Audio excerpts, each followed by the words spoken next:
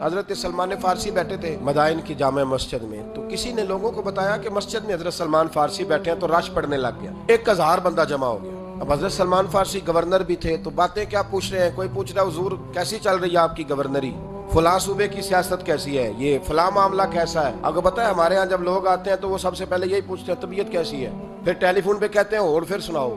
اب یہ اور پھر سناؤ، اگر جو بندہ سامنے تفسیر پڑھ رہا ہے وہ اگر کہہ دینا کہ جی آپ مہربانی کریں کوئی بات ہے تو کریں، ورنہ میں مصروف ہوں، تو فون پہ ہی کہتے ہیں جناب دیکھیں تقریر کتنی اچھی کرتے ہیں اور اخلاق اس طرح کا ہے۔ حالانکہ یہ نہیں پتا کہ سامنے تفسیر کھلی تھی جب آپ کا فون آیا تھا اور وہ صاحب تلاوت کر رہے تھے، وہ عالم جن کو آپ نے فون کیا۔ اب آپ سے اگر کہہ دیا جائے نا کہ یہ ہوٹ سناؤ چھوڑو، مطلب کی بات کرو، لوگ ناراض ہو جاتے ہیں۔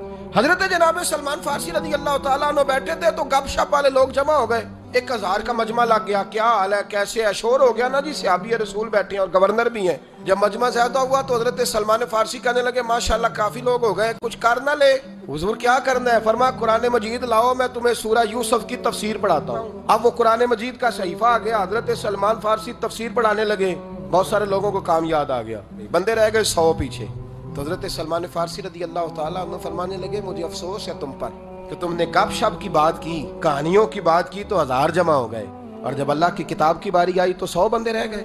یہ تمہارا معیار ہے؟ فرمایا 100 بندہ رہ گئے، اور پھر تاریخی جملہ کہا، فرمایا یاد رکھو اگر قرآن سے جڑے رہو گے تو زندگی شان والی ہوگی، موت ایمان والی ہوگی، اور قیامت کے دن قرآن سفارش کر کے تمہیں عزت کے ساتھ جنت میں داخل کرا دے گا۔ قرآن سے رشتہ بہترین ہے وہ شخص جو قرآن پڑھے اور قرآن پڑھائے، قرآن سیکھے اور قرآن اپنی دلچسپی پیدا کرے، صحیح قرآن پاک پڑھنا سیکھیں، کسی قاری صاحب سے دوستی کریں، ان کو قرآن مجید سنائیں، ان سے قرآن پاک سیکھیں۔ اپنی نماز بڑی یاد ہو تو پھر یاد کر لیں ایک دفعہ، نماز جنازہ یاد ہو تو ایک دفعہ پھر یاد۔